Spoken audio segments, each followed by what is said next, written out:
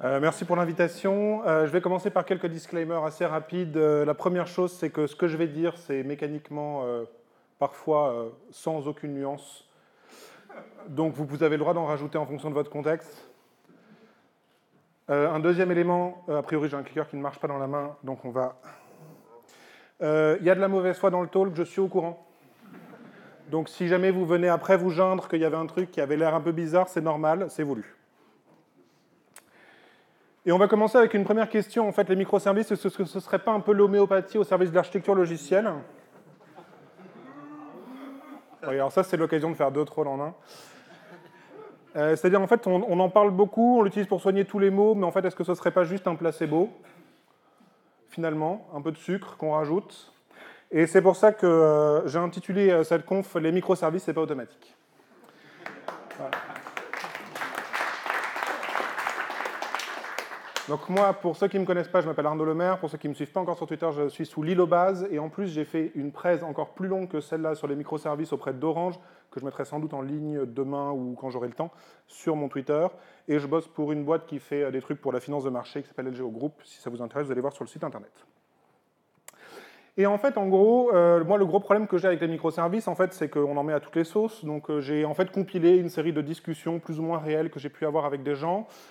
Et notamment cette grande discussion à chaque fois de la start-up qui t'annonce qu'ils sont en train de faire des microservices en Go alors qu'ils ont 3 personnes dans l'équipe technique et une table de ping-pong. Voilà. Et souvent on se demande qu'est-ce qui est le plus intéressant entre les deux. Voilà. Moi, ce que j'entends souvent, en fait, c'est qu'on n'a pas notre product market fit qui est encore présent, mais il faut bien qu'on s'occupe. Donc on s'occupe. Voilà. Et souvent c'est assez malheureux. Donc sur ce genre de questions, en fait on n'en fait pas. Voilà, parce que le principe est assez simple, c'est que vous ne connaissez même pas encore le métier que vous allez devoir développer, vous êtes une start-up, voilà, vous ne connaissez pas votre business model. Donc à partir de là, commencer déjà à construire ce type d'architecture, c'est se tirer une bonne balle dans le pied, en fait. Et puis en plus, je veux dire, à 3, vous allez faire des équipes de combien? De 0,5 personnes? Donc en gros, n'achetez pas des problèmes que vous n'avez pas du tout les moyens de résoudre. Parce que le vrai problème, c'est que quand on ne connaît pas en fait, son métier, et même quand on le connaît, en fait, on ne sait pas le modéliser correctement du premier coup. Voilà. Enfin, toute personne qui a déjà essayé de faire du logiciel, et normalement c'est tous le cas dans cette salle, on se rend bien compte qu'on n'arrive pas à avoir juste du premier coup. Donc en plus, si vous êtes une start-up, vous êtes sûr que vous n'aurez absolument aucune chance d'avoir juste du premier coup. Et l'énorme problème, c'est que quand vous avez des microservices, le code source, il n'est plus au même endroit. Et déjà qu'un développeur, ça a une flemme assez phénoménale quand il s'agit de faire du refactoring. Quand il s'agit de déplacer du code et des classes entre 2 dépôts Git, ça ne se fait plus jamais. Voilà. Donc vous avez en fait une architecture qui est basée sur des spéculations de début de projet et qui va vivre plusieurs années. Voilà.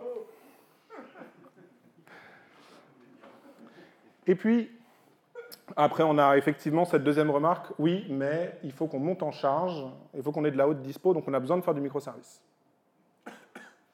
Alors là, en fait, moi, ma première remarque, c'est sérieusement, les gars, parce que si vous n'arrivez pas à déployer plusieurs instances de votre applicatif, ce n'est pas les microservices qui vont vous aider.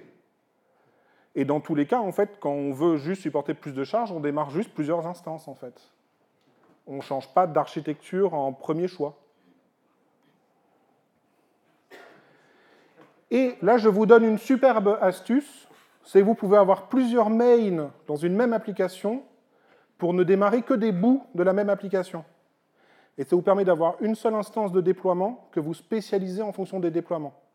Voilà, vous créez un jar, et quand on invoque le jar, on peut spécifier le main qu'on exécute. Voilà. Et là, vous avez déjà presque du microservice gratos. Ça, c'est une stratégie qu'on utilise souvent en début de projet, si jamais on veut commencer à spécialiser, en fait. Avant de séparer définitivement les codebases, déjà, juste on met 2-3 mains et ça suffit. Et puis en plus, il y en a, bien sûr, ils vont quand même faire du microservice pour résoudre leurs problèmes de perf. Et en fait, ils se rendent compte que quand on a plusieurs acteurs qui sont censés faire le même travail, on a des gros problèmes de consistance qui arrivent. Par exemple, nous, on a des systèmes qui tout simplement font de l'accounting, voilà, de la gestion. Et donc, si on a plusieurs instances, on n'a pas envie que 2 instances s'amusent en même temps à mettre à jour la balance d'un compte bancaire, parce que ça veut juste dire que la balance serait mise à jour 2 fois de suite.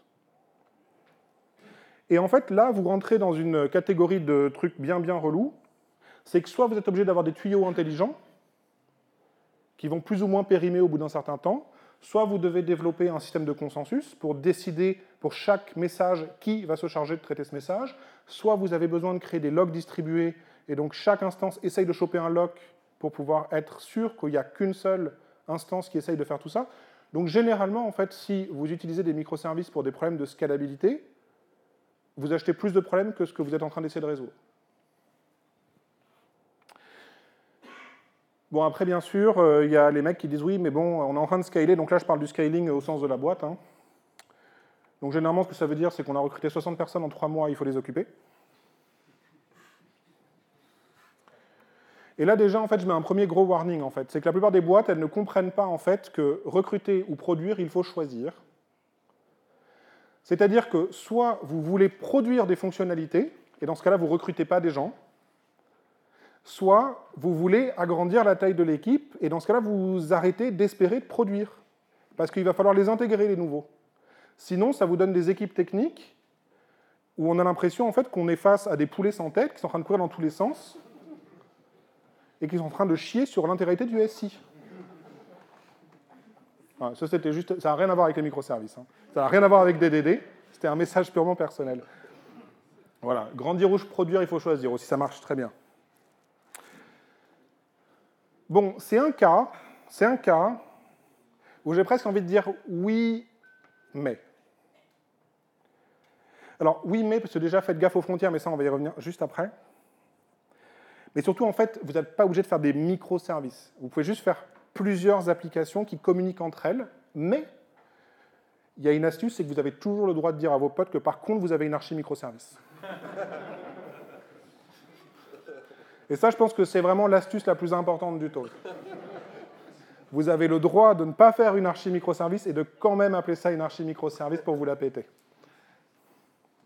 Bon, le problème des frontières, c'est lequel, en fait? C'est que quand on a plein de gens comme ça, qui commencent à avoir besoin de collaborer entre eux, il arrive ce moment où on a des équipes A et B qui travaillent sur des services A et B qui ont besoin de communiquer entre eux. Donc très souvent, il y a une superbe réunion qui est organisée autour d'un tableau blanc. On trace une ligne, et puis il y a les gens de l'équipe A qui vont dire qu'est-ce qu'on a besoin nous. Il y a les mecs de l'équipe B qui vont dire ok, nous qu'est-ce qu'on peut fournir, ou l'inverse. Et ensuite, on a deux équipes qui se mettent sur la gueule pour déterminer de qui va réussir à tordre le plus son métier pour accepter le métier de l'autre. Donc là, par contre, on rentre vraiment dans DDD. Voilà. Ça, c'est voilà, comment est-ce qu'on va niquer progressivement son architecture logicielle API après API. Et en fait, il y a une solution très simple, c'est que vous reprenez les mêmes équipes, on ne les change pas, le même tableau blanc, même équipement, voilà, pas besoin de nouvelles techno, super. Et au lieu de tracer un trait, vous allez tracer deux traits. Et je sais que dit comme ça paraît pas fou, mais ça permet un truc de vraiment de dingue, c'est qu'en fait, vous avez l'équipe A qui va pouvoir dire de quoi qu'est-ce qu'on a besoin ou de quoi qu'est-ce qu'on peut fournir. Vous avez l'équipe B qui va pouvoir dire ok, de quoi qu'on a besoin et de quoi qu'est-ce qu'on va pouvoir fournir.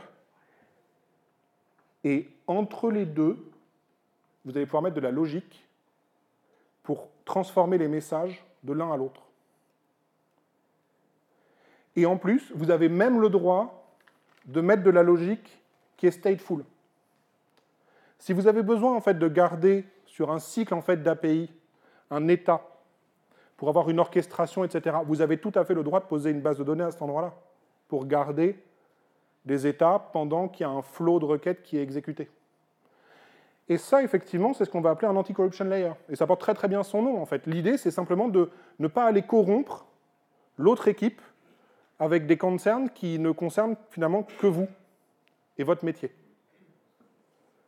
En fait, ce que j'aime bien rappeler, c'est que si jamais vous bossiez avec une équipe réellement externe, hein, imaginez que, par exemple, vous travaillez avec PayPal pour intégrer du paiement, vous ne pouvez pas aller voir PayPal et leur dire « Au fait, ce serait bien que tu modifies un peu ton API parce que j'ai besoin de faire entrer des trucs chelous dedans. » Et en fait, il n'y a aucune raison qu'on s'autorise ce genre de choses non plus en interne. C'est juste que vu que les gens, on les connaît mieux, on peut plus facilement mettre un petit peu de pression psychologique sur eux pour qu'ils finissent par accepter. Mais mécaniquement, on est forcément perdant au niveau de l'entreprise à terme là-dedans. Donc essayez maintenant de faire toujours deux traits. Après, j'ai aussi une autre discussion souvent, c'est ouais, mais tu comprends pas, il y a quand même un gros avantage, c'est qu'on pourrait utiliser plusieurs langages. Voilà. Alors déjà, grosse coupe, la CLR ou la JVM ou quoi que vous utilisiez supporte déjà pas mal de langages différents. Mais en fait, souvent, moi, ce que j'entends, c'est surtout on n'arrive plus à recruter avec notre stack Struts. Donc ça pourrait être cool qu'on arrive à avoir un truc un peu plus fancy, en fait. Et ce n'est pas pour rien que j'ai mis un bouquin sur Flash XML Application, c'est pour vous rappeler que ça a existé un jour, quand même. Bon, déjà, la première question, en fait, c'est quelle est la motivation réelle là-dessous, hein? Souvent, ça reste le CV. Il y a un mec, il a fait une formation sur Scala, il s'est dit Scala, c'est trop bien. Voilà. Et puis après, en fait, la question derrière, en fait, c'est qu'est-ce que ça a à voir les microservices, en fait, avec cette question de langage, en fait? Moi, je pose juste la question. Bon, par contre, je peux vous donner un vrai problème, en fait. C'est de créer des équipes dans les équipes qui sont cette fois-ci non plus silotées par métier, mais par techno. Ce qui est encore mieux, c'est que vous avez des silos dans les silos. Et vous avez des fois des silos non alignés avec les silos métiers. Donc ça devient un bordel assez incroyable, en fait. Et vous avez des développeurs qu'on ne peut plus, en fait, faire intervenir sur différentes parties du SI. Alors, attention, je ne dis pas que ce n'est pas bien, mais juste faites gaffe. Si jamais vous êtes vraiment parti pour avoir plusieurs langages au sein d'un SI, assurez-vous que tous les devs maîtrisent ces différents langages. Et là, tout de suite, on sent que la tâche, elle est moins facile. Et puis, en fait, sincèrement, pour être tout à fait honnête, le langage, il va vraiment résoudre quelque chose. Parce que, depuis 1995, dans les langages, il n'y a pas eu de grande nouveauté, quoi. Alors, les langages s'enrichissent en plus, donc mécaniquement, c'est rare qu'un changement de langage soit une vraie solution. Souvent, on a plus l'impression qu'on est en train de jouer à la poudre de perlimpinpin en se disant, hop, ça va faire disparaître les problèmes, tout ça, tout ça. Après, on a une autre discussion, mais cette fois-ci, elle commence déjà à devenir un peu plus intéressante. C'est des mecs qui disent, ouais, mais nous, on a des besoins d'orchestration très spécifiques. Et c'est un point qui est intéressant, parce que, bon, déjà, des fois, ça veut juste dire, OK, nous, on est vraiment différents des autres, ce qui n'est pas le cas, mais bon, des fois, ça arrive. Je vais juste vous donner un exemple d'orchestration très, très spécifique. C'est un pattern qu'on appelle le pattern McDonald's. Vous allez rapidement comprendre pourquoi. Et je crois que j'ai déjà cramé 20 minutes. On va passer les restes des slides assez vite. Donc, le pattern McDonald's, c'est quoi, en fait? C'est que vous avez plusieurs postes de travail, OK, comme chez McDo. Et quand vous avez une commande qui arrive, vous l'envoyez à tous les postes de travail. Les postes de travail qui sont intéressés gardent la commande, la traitent et vont renvoyer progressivement les résultats, en fait, à l'orchestrateur. Et ce qui se passe, en fait, c'est qu'à chaque fois qu'il y a une commande qui arrive au niveau du comptoir, eh bien, on va aller vérifier où est-ce qu'on en est sur l'ensemble du besoin qui avait été exprimé à l'origine. Et de cette manière, en fait, on va pouvoir, comme ça, construire un résultat qu'on pourra consolider et envoyer. Alors ça s'appelle le McDonald's Pattern, parce qu'en fait, c'est comme ça que fonctionnent les équipes chez McDo. Et en fait, c'est un gros avantage, c'est que ça vous permet de rajouter à chaud des capacités sans avoir besoin de changer quoi que ce soit. Vous rajoutez juste un poste de travail, et si jamais c'est un système pub-sub, c'est fini. Donc ça, c'est très pratique, mais en fait, la grosse problématique qu'il y a derrière, c'est qu'en fait, on se rend compte que les gens ne sont pas en train de réfléchir à ce qu'ils font très souvent. Parce qu'en fait, il y a quelques notions qui se cachent derrière tout ça, en fait. Premièrement, déjà, est-ce que, par exemple, vous êtes en train d'envoyer des messages, donc avec un système de notification, de publication, subscription? Ou est-ce que, au contraire, vous adressez vos messages directement à une entité nommée, adressée? Parce qu'en fait, tout simplement, là derrière, on a déjà deux grands styles qui s'affrontent, qui sont d'un côté des agents qui vont réagir à un contexte événementiel, et de l'autre côté des acteurs, à qui on adresse des messages afin qu'ils processent ce qu'on leur demande de faire. Mais ce n'est pas tout. Est-ce que vous êtes effectivement dans une situation où vous avez un contexte central qui va orchestrer en fait une série de services, ou au contraire, est-ce que vous avez des services qui vont collaborer les uns avec les autres? Est-ce que vous êtes dans le cas d'une orchestration ou d'une chorégraphie? Et une fois en fait, qu'on a tout ça en tête, là maintenant, on peut commencer à poser des termes sur ce qu'on est en train de faire. C'est-à-dire que ça, par exemple, c'est une orchestration d'agents. J'ai des systèmes qui réagissent à un contexte événementiel et qui sont contrôlés par une entité qui est effectivement en train de gérer les allers-retours avec tout le monde. Et donc déjà, là, on se rend compte qu'il y a un gros problème très souvent, en fait, c'est que la plupart des gens vont manipuler des contextes sans absolument s'intéresser à leurs fondamentaux. Est-ce qu'on a besoin d'un acteur, d'un agent? Ils ne savent pas. Ils savent juste qu'ils ont un Kafka qui envoie des événements partout. Et puis en plus, c'est toujours pas des microservices. Et c'est pas des microservices parce qu'en fait, tout ça, ça peut se déployer dans la même JVM. Ouais, je sais, ça, au début, on est un peu choqué. Puis après, on se rappelle qu'il y a plusieurs threads, en fait. Bon, et là, on arrive à mon préféré, bien sûr, la refonte du monolithe legacy. J'aime bien rappeler cette citation. Hein, si déjà vous n'arrivez pas à construire un monolithe, en quoi les microservices, ça va être une solution? Là aussi, je ne fais que poser la question. Et moi, par contre, j'ai une version moins consensuelle, en fait, de la slide, effectivement, qui était présentée. C'est-à-dire qu'en fait, souvent, vous avez ça, et on finit avec ça. J'aime bien présenter cette slide, notamment à des personnes qui sont à des postes d'architecture, etc., parce que ça leur parle.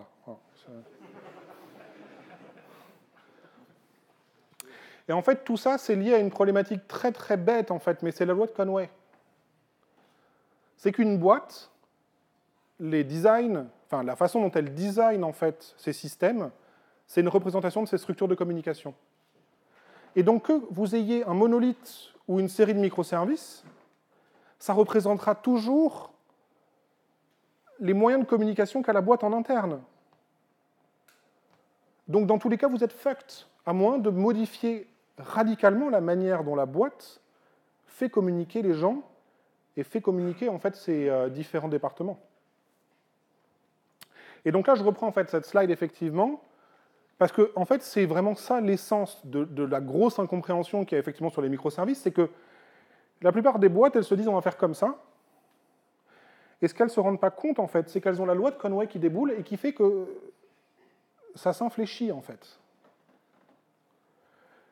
Et elles finissent effectivement avec cette espèce de bordel découplé, mais pas trop, où en fait les DevOps sont en train de s'arracher les cheveux parce que il faut déployer 40 trucs, quoi. J'ai vu des équipes quand même qui s'étaient dit on va faire du microservice, c'est-à-dire qu'on va créer un service par requête HTTP qu'on reçoit.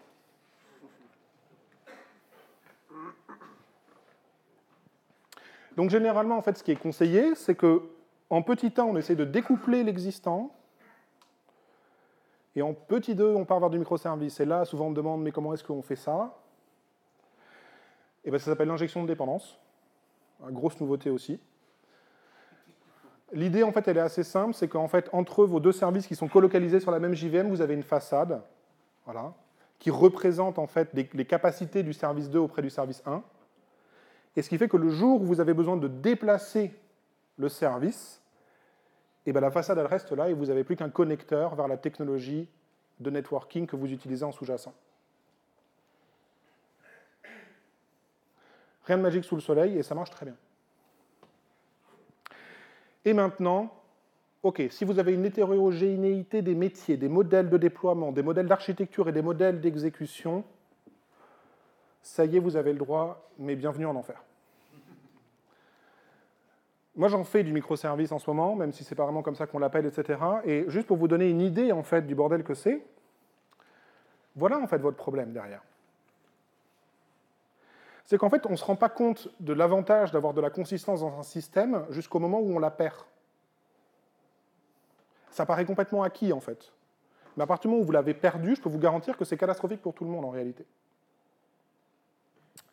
Et de la même manière, en fait, n'importe quelle requête que je fais vers un autre de nos systèmes, je dois lui mettre un rate limiter dans la tête, je dois lui mettre un système de retry automatique, avec exponential back-off pour éviter de faire tomber les systèmes quand ils se relèvent. Je suis obligé de mettre du bulkhead, c'est-à-dire que je suis obligé en fait d'avoir des schedulers de thread qui vérifient que je ne vais pas avoir une thread exhaustion parce que j'ai un service qui ne répond plus, et donc j'ai des threads d'IO qui sont en train de popper comme des bourrins, et qui se mettent en wait. Et ça, mécaniquement, quand on démarre en fait, sa démarche microservice, on ne l'a pas forcément en tête, en fait. On se dit, oh, c'est bon, 2-3 appels HTTP, c'est cool. Non, chacun de vos putains d'appels HTTP vont devoir supporter tous ces différents systèmes, parce que sinon, le jour où ça tombe mais sur des trucs mais catastrophiques. C'est-à-dire que vous avez un système qui tombe, les autres systèmes commencent à le pilonner, comme vous avez quand même bien fait votre infra, le système revient à la vie, mais vu qu'il y avait plein de systèmes qui étaient en train de mettre en attente leur requête, ben poum, il retombe instantanément, puisqu'il se prend une charge qu'il n'est pas censé avoir. Et vous commencez comme ça, et puis après, progressivement, vous avez d'autres parties qui commencent à tomber parce que les services intermédiaires sont tombés. Et là, vous pouvez passer plusieurs jours à essayer de redémarrer votre infra, parce que si vous ne voulez perdre aucun message, vous êtes complètement niqué. Dès que vous essayez de redémarrer un système, les autres systèmes sont en train de le DDoSer. Sincèrement, c'est un cauchemar. Hein. Parler avec des hommes qui ont vécu ce genre de situation, ils en font des cauchemars toutes les nuits, quoi. Et le gros problème, en fait, c'est que tous ces problèmes, en fait, ils apparaissent pas du tout de suite. Généralement, quand on est en dev sur notre machine locale, il n'y a pas de problème. Le problème, c'est quand il y a un routeur entre les machines, qui perd des paquets, le bâtard.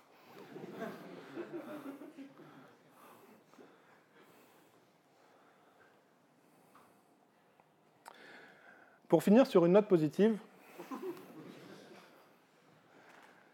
en fait, quand on parle de microservices, j'ai souvent l'impression qu'on est face à une énorme bouillie conceptuelle, en fait. J'ai l'impression, en fait, que les gens utilisent le terme de microservice, en fait, quand ils ne savent pas de quoi ils parlent. On a tracé des carrés dans notre diagramme d'archi, et on a appelé ça des microservices. Actuellement, moi, j'interdis aux gens avec lesquels je bosse de prononcer le terme microservice, parce que ça ne veut rien dire, bordel de merde. Ce que je leur demande, par contre, de m'indiquer, c'est quel modèle d'adressage ils ont choisi. Quel modèle d'exécution ils ont sélectionné. Est-ce que ça va être de request-response, du pub-sub, des queues? Est-ce que ces exécutions, elles vont être push ou pull au sein du SI? Est-ce qu'ils ont choisi d'orchestrer ou de chorégraphier leur process métier? Comment est-ce qu'ils souhaitent le déployer en une unité, en 2 unités, en N unités? Quel outillage ils utilisent pour tout ça? Voilà la discussion que je leur demande d'avoir avec moi. Parce que le problème, c'est que quand vous appelez un mélange de ça microservice, vous êtes en train de absolument rien dire. Vous n'apportez aucune putain d'information aux gens avec lesquels vous bossez.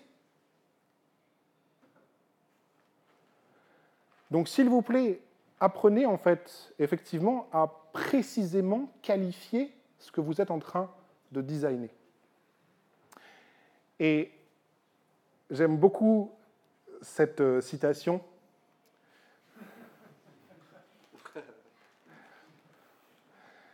Et je vais vous laisser la lire.